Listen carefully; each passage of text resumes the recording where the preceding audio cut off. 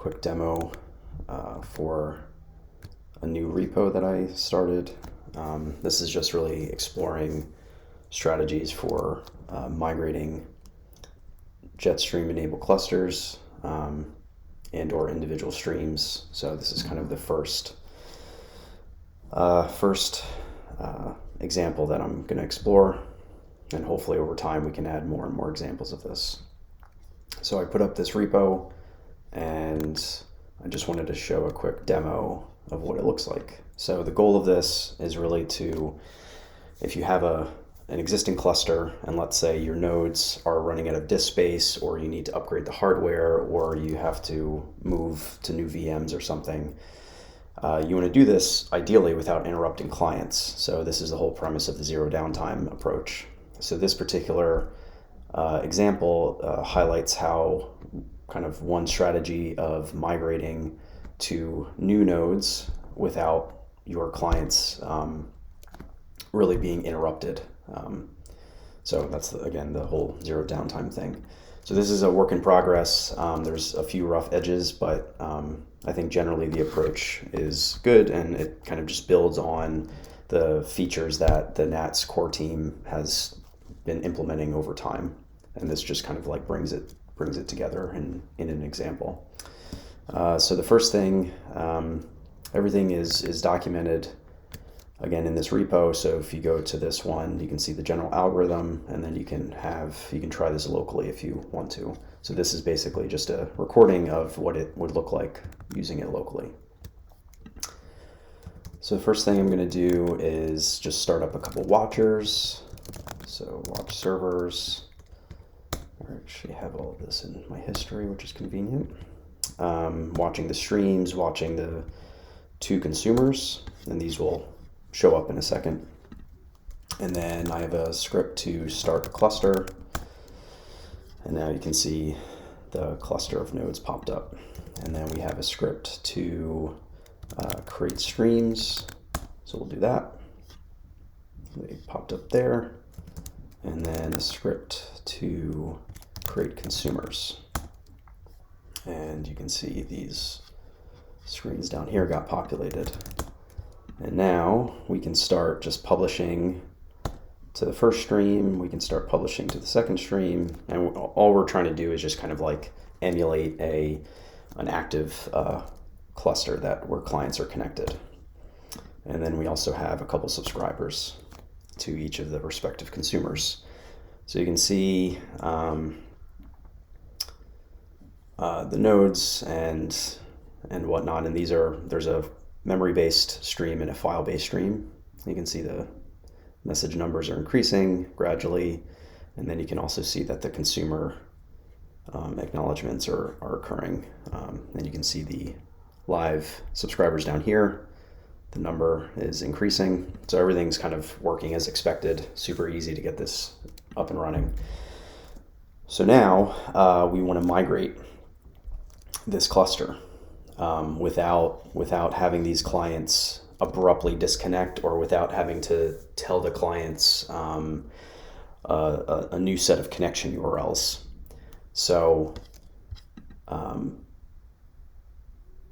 the next script that we run is simply called migrate cluster. And so I'll kind of explain what it's doing as it goes. So the first thing it needs to do is add, obviously, a new node to the cluster that data can be moved to. Otherwise, you have no more nodes to be able to migrate data to. And if you noticed, if you're paying close attention, you probably saw disconnected. So what you generally can't prevent is sometimes clients can get interrupted for whatever reason, but a good client and a good setup is so that these clients, and this is kind of baked in as a default setting in NATS clients, is to try to always reconnect. And so if there's an interruption in the connection, immediately reconnect and start either producing or consuming again. So you can see they got interrupted, but they continued on still publishing messages. So once we added the node, the new node, we signaled this kind of lame duck mode, as it's called, on a node that we want to remove. And so what this is doing is essentially telling NATS that, hey, this node is going to be taken offline. So shut down and remove all client connections to that node, because we might be removing it completely, we might be restarting it, we might be, in our case, migrating it to a new node entirely. And then following the lame duck mode, we actually can remove that node. And so you can see it's now gone from the server list. And you can also see that the data has been moved to this new N3 node. We don't see N0 showing up anywhere here. And you can also see that the subscribers and the publishers are still continuing on. You might see, again, a couple delays. You can see down here that this watch consumer kind of gets interrupted, but you can still see the subscriber working. So then it continues on, and it basically continues to cycle through.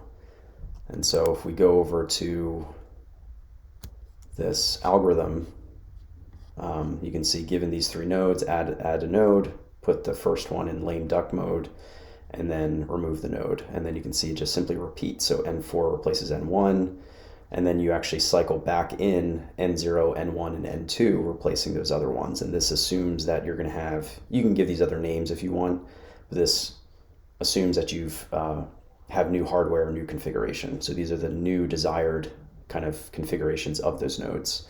So you're literally just kind of like doing a circular cycle here.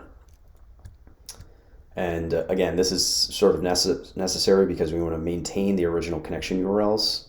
So these three nodes still bind to the same hostname and port, and this prevents interruption of the clients in case even new clients get connected along that time.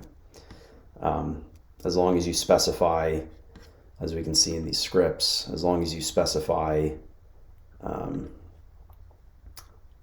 the three hostname and ports in your server, you can always give a list of server names. As long as you give those three or any more, you can basically guarantee with this approach that at least one of those URLs will connect to the cluster. So this is still going. You can see this kind of recovered. Just a couple notes about these little characters. The star simply implies the leader, and then if you see that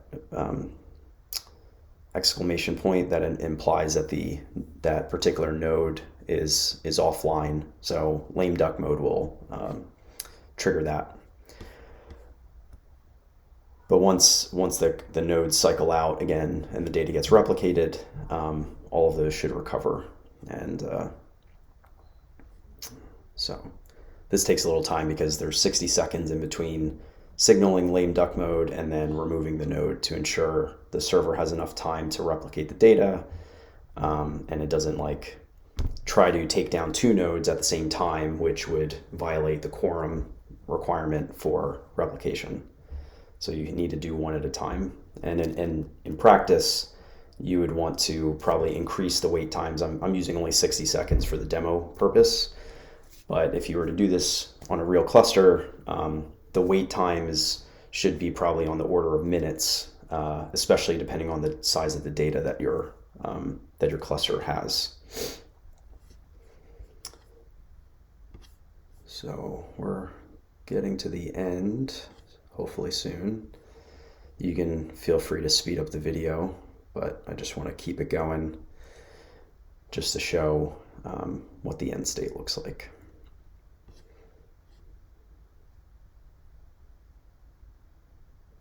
But again, it's neat to see that these clients are still connected, they're still consuming, these are still publishing. We really haven't skipped a beat here.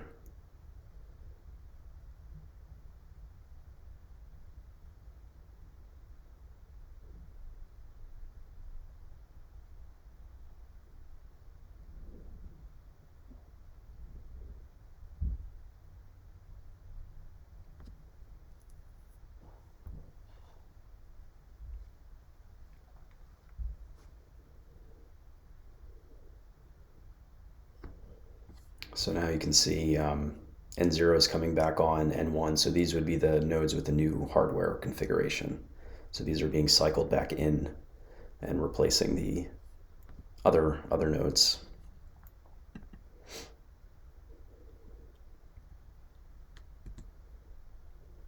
So sometimes this happens. So you can see it timed out. So as a publisher, arguably that's, again, you can configure how many connection retries. This is using the NAT CLI. So it's not clear if it tries to retry kind of indefinitely or as many times as you probably would use in a production configuration. So I just restarted it for the sake of it, but that's just something, again, this is a demo, but in practice, you should really have your clients set up so that they are fairly aggressively trying to reconnect rather than just exiting. But you can decide that for your particular use case.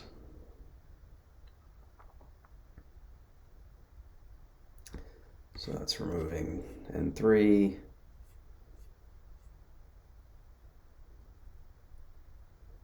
And then the last one will be cycling in N2 in place of N4.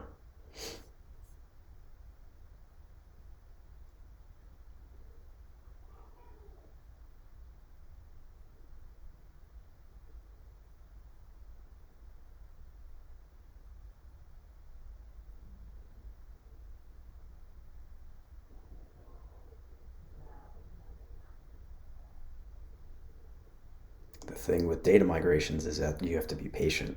You don't want to lose data, right? So